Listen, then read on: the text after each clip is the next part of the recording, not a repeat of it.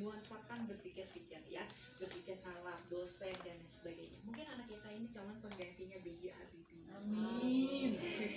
Yang kedua, ada orang itu yang cerdasnya di visual spasial. Jadi nggak ada lagi orang tua yang mengatakan begini, kenapa sih sekolah kerjaannya teh ngegambar, mewarnai gitu ya.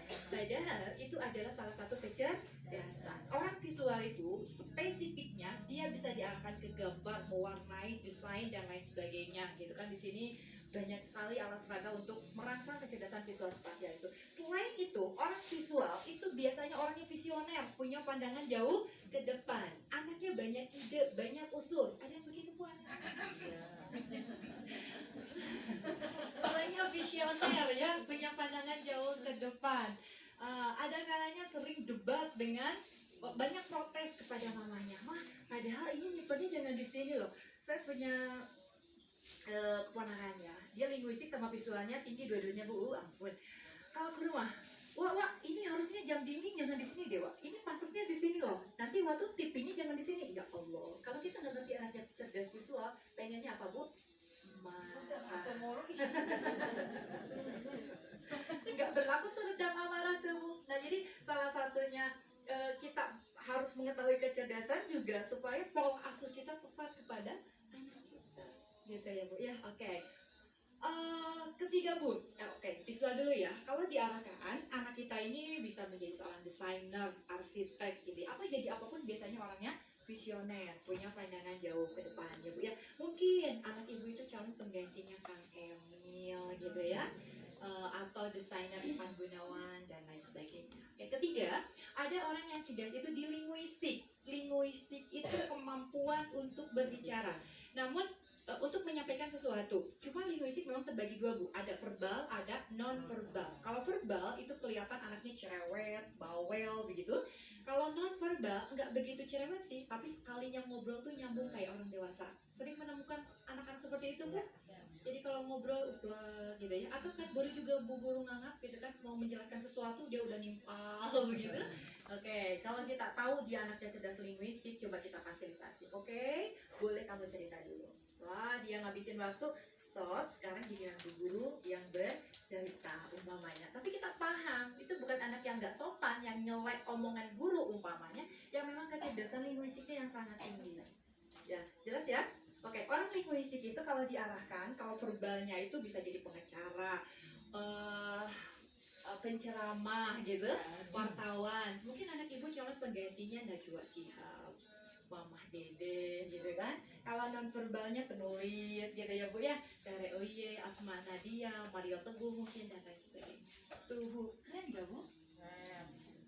Beda halnya kalau kita tidak mengetahui potensi anak kita. Ada anak cerewet, ih kamu mau budak tengnya ngeragen, ngomong melulu. Jadi pasti ketika mindset kitanya negatif, yang kita ucapkan itu adalah kata-kata negatif. Jadi fungsi mengetahui kecerdasan anak kita ini adalah untuk merubah mindset yang negatif menjadi mindset yang positif.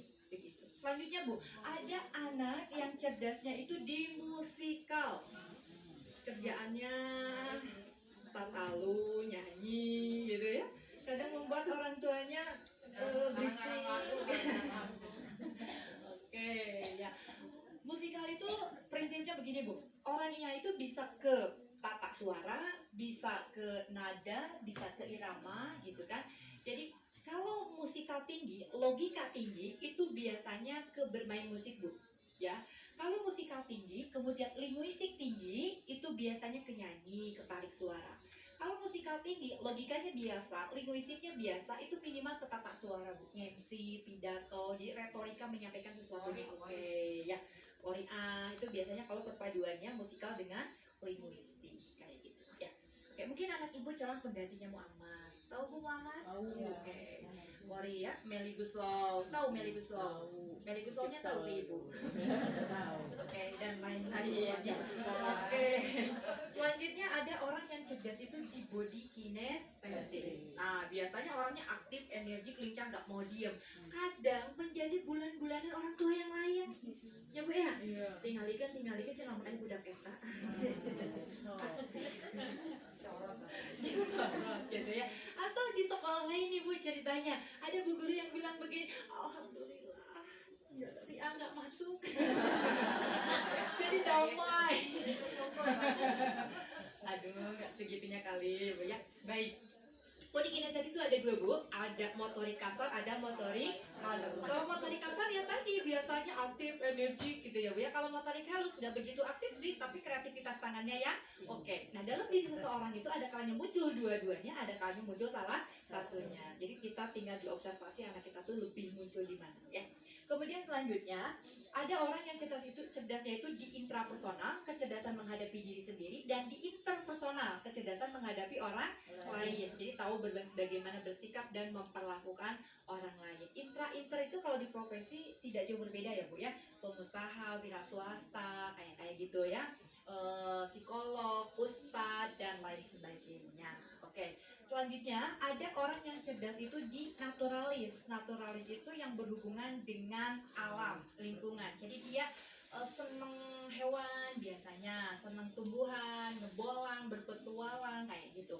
Kalau diarahkan, dia itu bagusnya kalau guru tubuh, guru biologi, guru kimia, guru fisika. Kalau mau praktisi kesehatan, kebidanan, apoteker, farmasi is okay. Kalau bisnis, pertanian, peternakan, perikanan is okay.